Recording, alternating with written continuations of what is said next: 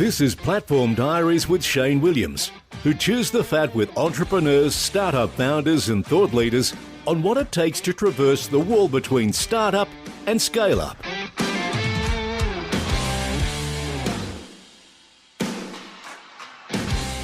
So your product is really starting to gain traction and your team are beginning to pull you in every different direction. No doubt you're clever and can do everything, but when is the right time to bring in help so you don't become the bottleneck? Stick around to find out. You're listening to Platform Diaries and I'm your host, Shane Williams. My guest today is Seb Poole, co-founder at Frankie Health and giant in residence at Blackbird Ventures. We discuss the importance of having the right team around you, how to know when you need to find help, and how to identify the right consultants. I trust you'll enjoy the interview. So Seb, welcome to Platform Diaries. Thanks, Shane. Good to be here today. Great to chat. Now, for everybody listening, this is take two. Had a few audio issues on the first take, but here we are. And we're going to dive straight into the very first question, nice punchy one, which is, you're a founder, you've done this a couple of times, and you've got a tech background. So if we were to frame this up for listeners in terms of, I'm a tech founder, and I've gone through the early stages of product development and proved a market, and now I need to scale. Why do you think it's so important for tech founders to seek help or to seek consultants? I think if we look at tech founders and their early stage journeys they're moving through, they're going to be very hands-on. They've probably built a lot of the products. They've done the initial distribution themselves. They've probably put the systems into place. They've got a reasonable understanding of how their business needs to operate, the key metrics they need to hit. But the moment that you start hitting that scaling, and if we're talking in terms of funding round, we're looking at a Series A+, maybe a Series B+, you're going to now start bringing on different management skills and you're going to really change your role in the organization. So you see it very often with technical founders in particular that they need to completely shift their mindset into how they approach their business. They're no longer just on the scrappy, let's get something over the line, let's get it delivered. We're now looking into the stage of how can we build a sustainable business that's going to hit our North Star goals, that's going to hit our key metrics, that's going to make sure that we bring on people that are going to help grow this business to the next stage. So bringing on consultants in that area, and I think you mentioned as a second-time, third-time founder, it's something that is really interesting from day dot because you're going to know what your strength portfolio is. And I think for any founder or any business operator that goes into it, you need to look at, I've got limited time, which is at the end of the day, probably the most finite resource that we have as individuals. And then you're going to have your strengths and your portfolio of what your skill is across the board. What am I good at? What am I not good at? And where am I best allocating my time? Balancing that with the priorities of the business as well. Tech founders are generally going to be, as we said, the more hands-on individuals. So they're going to be looking into that product development or looking into how can I push toward those systems. They might also be, and you're kind of full stack business operator from a technical perspective, a reasonable salesperson or a good salesperson as well.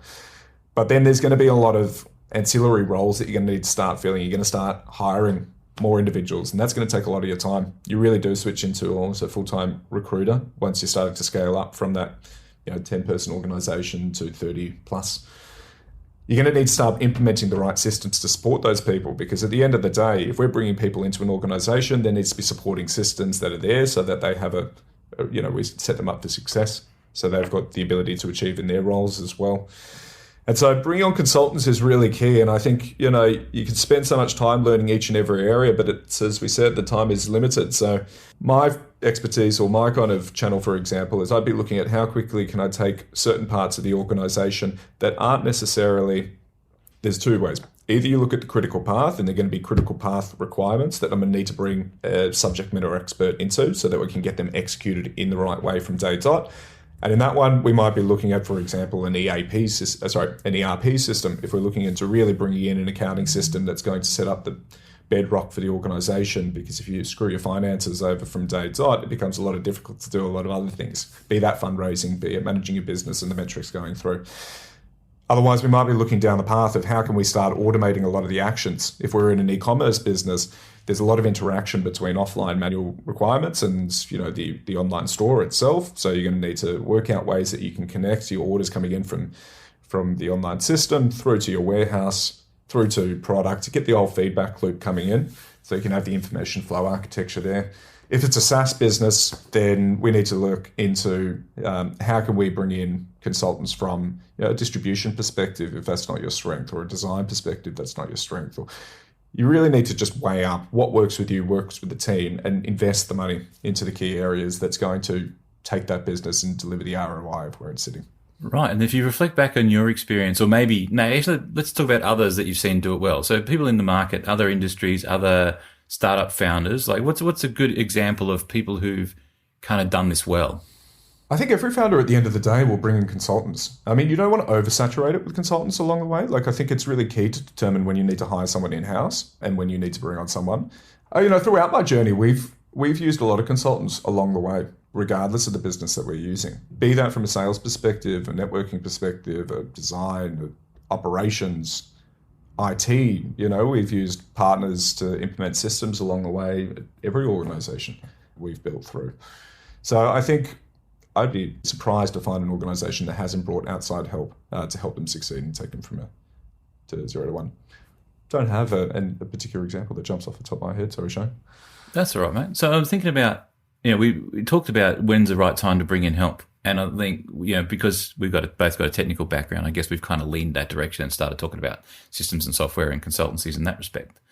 But I think there's also, one of the previous guests, Mary Butler, is a people strategy expert for scale-ups, and she was talking about the need for a people strategy, and that's kind of the thing she does. And I've had other people talk about other elements of the startup or scale-up ecosystem where it's about people or tech or some other elements. I think, keeping the thinking broader around, the impetus for bringing in help. I think if I was to distill what you said into a not focusing on tech, sounds like the answer is whenever you're dealing with something that's not your core skill set and you need help. Is that a fair statement? Absolutely fair statement. I think we're looking at the businesses, aren't we? At that stage, you're narrowing down the channels of distribution. You're less focused on product, and you may need to bring in outside help to help with the product. But you're now looking into what is the lowest cost acquisition channel that I can find to distribute my business. And you're now narrowing down into a couple of key projects along the way, hopefully, while balancing, the elements of growth, of bringing on extra headcount and so forth and building that company up. So it's always it's about looking at what are the opportunities I've got, what is my time, and what can I work on. Yeah, it's interesting when I talk to clients or even potential clients about the work that I do. It's very much about you need to scale your business as well as your product, and it sounds like you're at that point now where I might be able to bring in the right engineers and the right product people that can help me to scale the product. But as you say, it's about what about HR, what about finance, what about all those other business functions that need to scale in order to support the scale of the business and not just the product. So that might bring me on to the next point is. And we can keep the technical focus if that makes sense. But let's talk about what do you think are kind of the 3 big mistakes that you've seen either yourself or founders make in the past around, I guess, trying to grow the business? So number 1, strategy. Focusing on aligning strategy with the executive team, making sure that everyone in the company is aligned with where we're moving. At a scale-up stage, you're still small enough that people need to buy in, that you'll need to make sure that people are invested in what you're doing. The second would be planning time and resources. Still at that stage, you'll be dealing with limited cash flow to a certain degree. It may be booming and you might have more resources that you can run with, but you've got a balance between time and money of where you can spend it and how you're going through with that. And I'd say the third biggest lesson that you could take from it would be shifting focus, depending on the stage. And I think that's the really key element, depending on the stage that we're talking about. But if we're talking from a scale-up perspective and entering a scale-up perspective, you would have graduated from creating a product and focusing on delivering to a couple of core customers. And now you're going to be focusing on distribution and supporting resources that sit around that as well. You're going to be focused on how quickly can I reach the right market that has the lowest cost of customer acquisition, and how can I bring those customers into what I'm doing?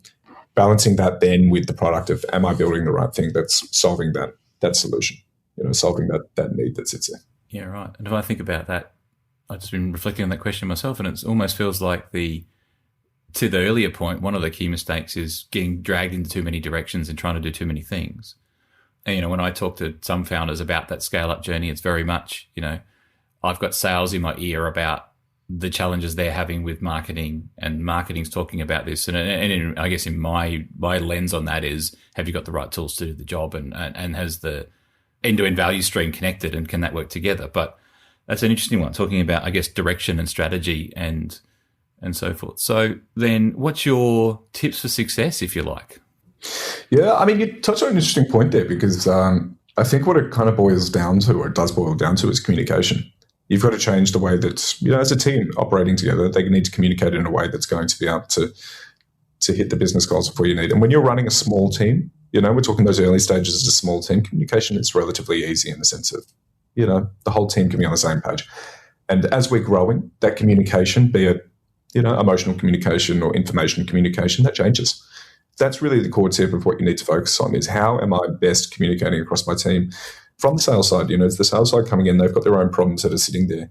What can I do as a business owner that can have a look over that area of the business so that I can understand what issues they're having, because they're often going to flow into different parts of the company. Is it going to be the sales are having issues with the processing of their sales order journey that are coming through, or are they having issues with onboarding customers, or is there an issue with the customer success journey that sits over, which then touches onto the customer support area? So I would say that the biggest thing that you can do is spend time understanding as the different departments are growing and as you're adding in different areas to a company, to have a look at how the information flow architecture and communication just generally across your teams are moving, so that you can understand where the potential bottlenecks in the company lie. I think the second one I would say off the back of that is, and I think it's probably well heralded, but looking at all the decisions that you make as a company and still trying to remain agile to reflect on what's working and what's not working. So I think where we're going to see, and I mean, even at the moment where we are seeing over the next 6-12 months some global shifts, especially in the startup world, in terms of funding and attitudes towards investment and so forth, as the US are hitting tougher times, and we'll see the flow-on effects throughout Europe and potentially APAC. You've got limited resources and limited time that are sitting there, and there's always going to be balancing priorities of where you need to move.